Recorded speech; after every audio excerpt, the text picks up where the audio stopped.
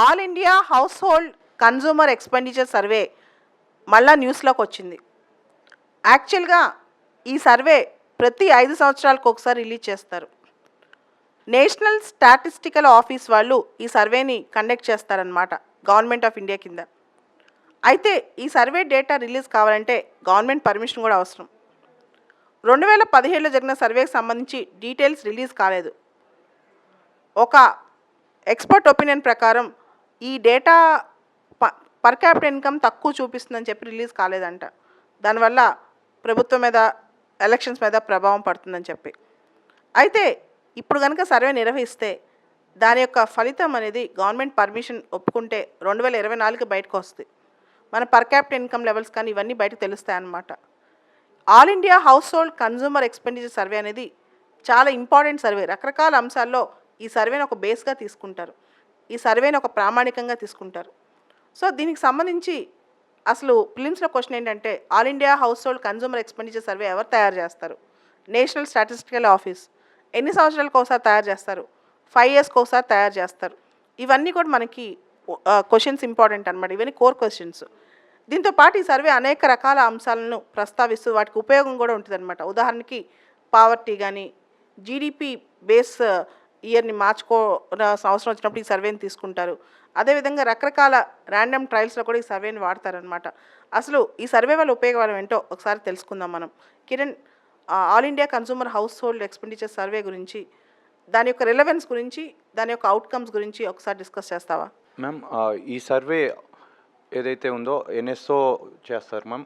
So దీంట్లో మనకి rural and urban house holds డిఫరెంట్గా వాళ్ళు ఎన్యూమరేట్ చేసి మనకి పావర్టీ లెవెల్స్ కానీ, డిమాండ్ ఎలా ఉంది, demand how is it shifting, so ఇలాంటివి చాలా క్లియర్గా చూపిస్తారు మ్యామ్ ఈ సర్వేలో. సో లాస్ట్ టైం 2017లో ఈ సర్వే జరిగింది మ్యామ్, జస్ట్ ఆఫ్టర్ మనకి డిమానిటైజేషన్ దాని తర్వాత. సో అప్పుడు ఫర్ ద ఫస్ట్ టైం 1972 తర్వాత జరిగిన అన్ని సర్వేస్లో అన్నీ చూసుకుంటే for the first time per capital income తగ్గింది అని చెప్పేసి వచ్చింది ma'am. So government was reluctant back then and they didn't release this particular report.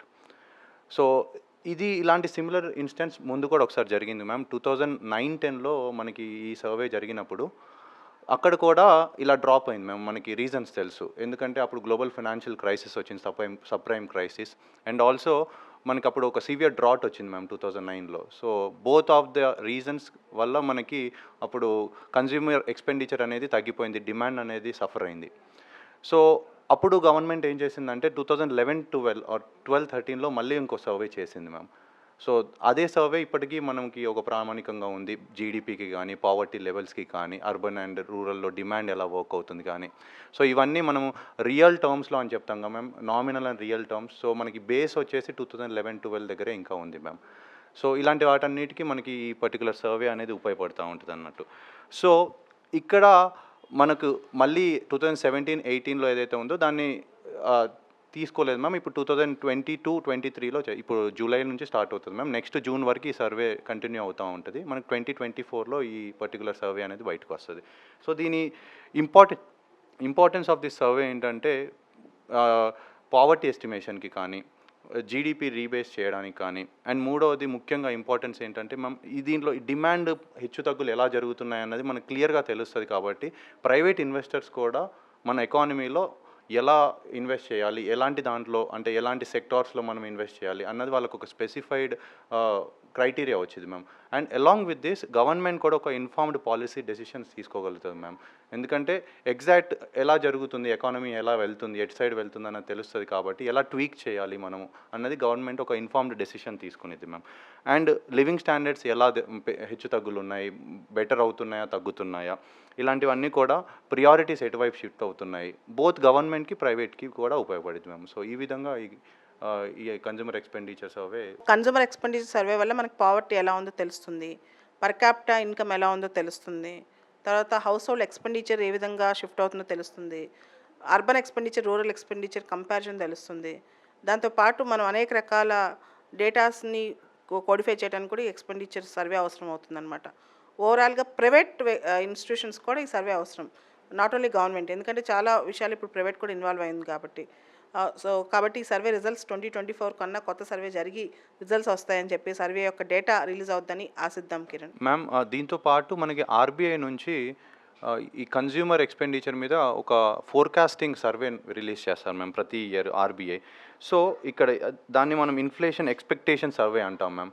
So presently ఇది ఆర్బీఐ ప్రతిసారి రిలీజ్ చేస్తుంది మ్యామ్. బట్ అన్ఫార్చునేట్లీ ఇది ఒక ఎక్స్పెక్టేషన్ సర్వే మ్యామ్. సో ఈ ఆర్బీఐ చేసిన సర్వే బేసిస్ మీద ప్రజెంట్లీ పాలసీ డెసిషన్స్ తీసుకోవడం జరుగుతుంది. సో దాంట్లో కొన్ని ఫ్లాస్ కూడా వస్తున్నాయి మ్యామ్. ఎందుకంటే అది expectation survey ma'am, inflation expectation survey అది.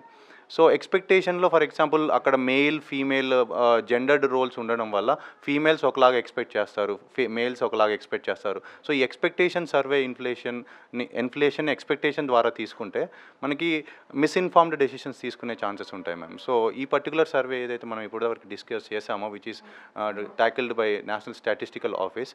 సో ఇది ఒక మంచి వే ఫార్వర్డ్ అవుతుంది మ్యామ్ గోయింగ్ ఫార్వర్డ్.